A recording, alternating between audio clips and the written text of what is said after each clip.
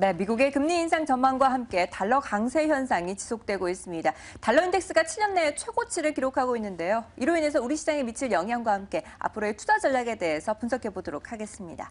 네, 달러 인덱스가 계속해서 강세를 보여주고 있습니다. 아무래도 옐런 의장이 금리 인상에 대한 의지를 보여줬기 때문인데요.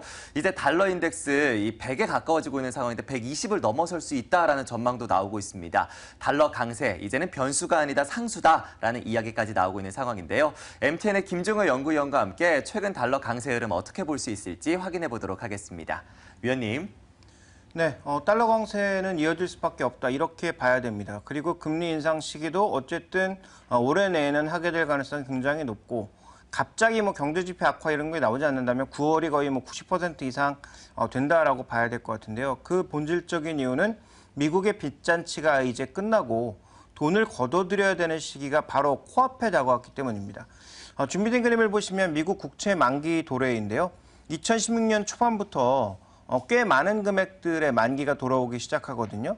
그러면 이제 이런 돈들을 잘 회수해야 된다라는 얘기인데 경기 정상화에 따라서 금리는 조금씩 올려야 되는데 그럼 국채 가격은 내려가야 되고 그럼 국채 가격 내려간다면 이와 관련된 변동성에 의해서 사람들이 국채를 팔아버리면 미국채 회수 전략은 실패할 수가 있는 거죠. 그러면 내려가는 국채 가격을 무언가로 메꿔줘야 되는데 그것이 바로 이제 달러를 끌어올려서 외환으로 좀 메꿔주는 그런 방식. 그래서 여전히 달러 자산에 대한 매력도를 높여주는 방식. 이런 것들이 아마 좀 추진되고 있지 않을까. 그래서 2010년부터는 국채 만기가 꽤 많이 도래하기 때문에 이것들을 커버하기 위해서라도 달러 강세를 FRB는 이끌어가야 되고요. 너무 빠른 속도는 아니겠지만 현재 진행되고 있는 이 중장기적인 달러 강세 추세는 쉽게 멈출 수 없다고 봐야 됩니다. 다음 준비된 그림을 보시면 달러 인덱스 주봉인데요. 이것을 미리 감지한 달러 매수 세력들이 달러를 최근에 끌어올렸고 이제 파운드화 같은 경우도 잘 보셔야 되는데 영국도 아마 금리 인상을 비슷한 시기 혹은 한두 달 정도 뒤늦게 시작할 가능성이 있어 보이죠. 그렇다면 파운드화와 함께 달러화의 강세가 다른 통화들을 얼마나 밀어낼지 여부 이런 것들이 좀 중요하다고 판단하고 있고요. 이에 이어서 일본까지도 가세하게 된다면 그동안 보여주었던 글로벌 유동성 장세, 글로벌 유동성의 풍부함, 이런 것들은 앞으로 좀 줄어들 가능성에 대해서 대비해야 되지 않겠느냐 이렇게 보고 있습니다. 네, 미 국채 만기가 도래하면서 이제 미국이 돈을 걷어들여야 할 시점으로 파악을 하고 있습니다. 그렇다면 달러 강세가 꾸준하게 이어지게 될 텐데요. 그로 인한 영향에 대해서는 어떻게 점쳐볼 수 있을까요? 네, 일단 가장 먼저 생각해 봐야 될 것은 프레길 5라고 불렀던 가장 위험한 국가들의 흐름이 어떻게 될 것이냐 이 부분을 주목해 볼 필요가 있겠는데요. 물론 국제 경제적으로는 유로화가 어떻게 될 것인지 엔화가 달러 대비 어떻게 될 것인지가 더 중요하겠지만 준비된 그림을 보시면 우리 입장에서는 이머징 마켓의 변동성의 추가 확대가 될 것이냐에 대한 대비가 필요합니다. 상대적으로 이 위험 국가 5개국 중에서 아시아 국가인 인도 그리고 인도네시아 같은 경우에는 약세이긴 합니다만 그래도 안정적인 모습, 마이너스 폭이 가장 작은 모습인데요. 남아메리카 쪽의 브라질이라든지 터키의 리라화라든지 남아공의 란두화 같은 경우에는 굉장히 불안한 모습을 나타내고 있고 우크라이나 말할 것도 없고요. 아르헨티나도 마찬가지라고 봐야 되겠죠. 그러니까 이머징 국가들 중에서 여전히 통화 위기가 찾아올 수 있는 국가들이 꽤 존재하는 가운데 미국이 금리 인상을 밀어붙이고 달러 강세로 인한 나머지 통화들의 약세가 이어지게 된다면 이와 관련된 이머징 국가들의 변동성은 확대된다라고 봐야 되겠죠. 다만 이것이 우리 시장에 과거만큼의 충격을 줄 것이냐는 그때 가서 지켜봐야 될 것이고 현재 우리 시장은 워낙 저평가되어 있는 상황이기 때문에 설사 이들 국가에 뭔가 충격이 나타난다고 하더라도 과거만큼의 충격은 아닐 것이다라는 의견이 지배적이고요. 제 생각도 그렇습니다. 어쨌든 달러 강세에 의해서 흔들릴 만한 국가들이 꽤 있다라는 것은 그래도 우리가 좀 짚고 넘어가야 될 부분이고요. 그 다음 살펴봐야 될 것은 이 글로벌 유동성 축소가 미국과 영국 중심으로 이루어진다면 그동안 우리 증시에 가장 많이 주식을 사왔던 사람들이 미국과 영국인데요. 영국은 이미 빠져나가고 있는 상황이고 미국 쪽의 이제 펀드들도 약간 흔들리거나 아니면 매수의 압력을 좀 둔화시킬 수 있기 때문에 이런 부분들에 대한 대비가 필요하지 않나라고 보고 있습니다. 네, 그렇다면 이 같은 환율 영향에 따라서 국내 산업에 대한 투자하는 그 포인트는 어떻게 잡아야 될지가 궁금합니다. 계속해서 업종별로 그리고 종목별로도 등락이 엇갈리고 있는 상황인데 앞으로 그 관련 산업에 대한 전망은 어떻게 보시나요? 네, 먼저 준비된 그림을 보시면 최근에 그나마 우리가 환율에 대해서 덜 부담을 느끼고 있는 게 엔화 흐름이었는데요. 엔화 흐름은 어느 정도 안정세를 찾고 있습니다. 그래서 오늘 원화 환율이 1,150원 뚫고 올라가서 안착할 것이냐에 대한 흐름을 봐야 되는데 상대적으로 엔화는 900원대를 깨고 내려갔다가 현재 900원 초반대에서 움직이고 있는 양상인데요.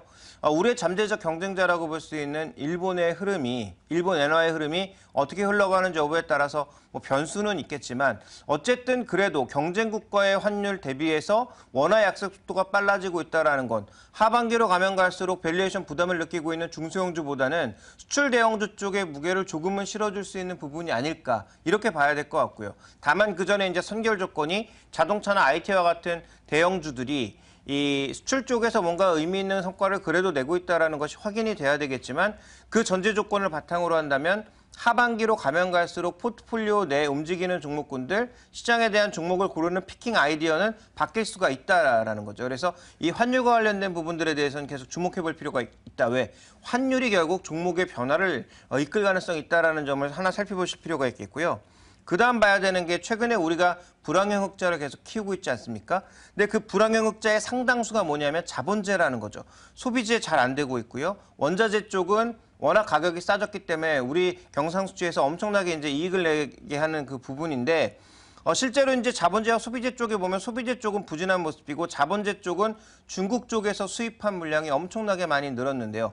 중국의 고정자산 투자, 산업생산 같은 것들이 탄력적이지 않기 때문에 이와 같은 것들이 줄어들기 시작한다면 결국은 그동안 원화의 상대적인 강세 요인이었던 경상수지 흑자폭도 올해를 고점으로 점점 줄어들 수 있거든요. 그러면 원화의 상대적인 요인이 줄어들고 있기 때문에 하반기로 가면 갈수록 원화의 약세는 속도는 제어될 수 있지만 완만하게 진행될 수 있다. 그래서 이게 1,200원까지 가고 극단적인 사람들은 1,300원까지도 간다라고 얘기하고 있는데 이런 환율 변화에 민감하게 움직이고 있는 외국인들이 원화 약세로 인해서 원화 자산을 팔고 나갈 가능성도 대비를 해야 된다는 거죠. 그러니까 두 가지 관점입니다. 종목을 고르는 피킹 아이디어 측면에서는 우리가 너무 지금 급등하고 있는 바이오라든지 고퍼 종목에 집중하는 그런 전략도 지금 당장은 유효하지만 하반기로 가면 갈수록 환율에 의해서 조금은 고민해보자라는 아이디어를 첫 번째로 말씀드렸고요. 두 번째로는 원화 약세가 의외로 지속적으로 진행된다면 현재 시장 컨센서스 올해 고점이 1,150원이었는데 벌써 넘었거든요. 만약에 이게 하반기에도 지속되는 모습을 보인다면 일부 외국인들에 의해서 시장의 변동성이 확대될 가능성도 하반기에는 조금 대비를 해보자 이렇게 말씀드리겠습니다. 네, 올해 후반으로 갈수록 환율적인 측면들이 변할 수도 있고요. 그에 따라서 국내 산업과 그리고 증시에서도 변화를 느낄 수 있습니다. 그렇기 때문에 그와 관련된 변화를 미리 좀 예측해보고 대응해보자라는 이야기를 해주셨네요. 자, 이어서 이제 이 글로벌 핀테크 관련주들에 대한 흐름도 보도록 하겠습니다. 어제 우리 증시에서 핀테크 관련주들의 상승세가 돋보였던 하루였는데요. 글로벌 핀테크로도 관심이 상당히 높습니다. 관련주들의 흐름 최근 어떻게 진행이 되고 있나요? 네, 먼저 준비된 그림부터 볼까요? 핀테크라고 하는 게 영역이 굉장히 넓습니다. 우리 지금 삼성페이 하나에 뭔가 미친 듯이 움직이고 있는데 원래 이 핀테크에서 결제가 차지하는 부분은 정말 일부라고 봐야 되겠죠. 이미 이제 핀테크가 우리처럼 시작 단계가 아닌 성장하고 있는 선진국 같은 경우에는 보시면 아시겠지만 대출 쪽이라든지 개인 금융이라든지 이와 관련된 보안이라든지 또 금융 분석 서비스라든지 굉장히 다양한 스타트업 기업들이 시작하고 있고요. 더 중요한 건 이 스타트업 기업들에 누가 있느냐?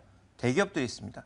결국은 이 스타트업 기업들이 처음에 그냥 시작했지만 대기업들의 자본력을 바탕으로 점점 크고 있다라는 거죠. 그러니까 우리는 이런 스타트업 기업들이 시작하려고 하면 그걸 전부 다 국내 대기업들이 가져와서 중소기업들을 밟아버리고 있는 반면 해외 선진국 쪽에서는 반대로 크고 있는 스타트업 기업들을 자기들 돈을 대줘가면서 더 키우고 있다는 그 차이점은 있습니다. 어쨌든 글로벌 핀테크 기업들은 최근에 굉장히 많아지고 있고 이름을 어디서 한 번은 들어볼 만한 그런 기업들이 전체적으로 지금 글로벌 플랫폼 기업과 결합하고 있죠. 대표적으로 아지모와 페이스북이라든지 페이팔하고 이베이는 오히려 분사를 택하는 그런 모습을 보여주는 등 굉장히 다양한 흐름들이 나타나고 있다는 점을 주목해 볼 필요가 있고요.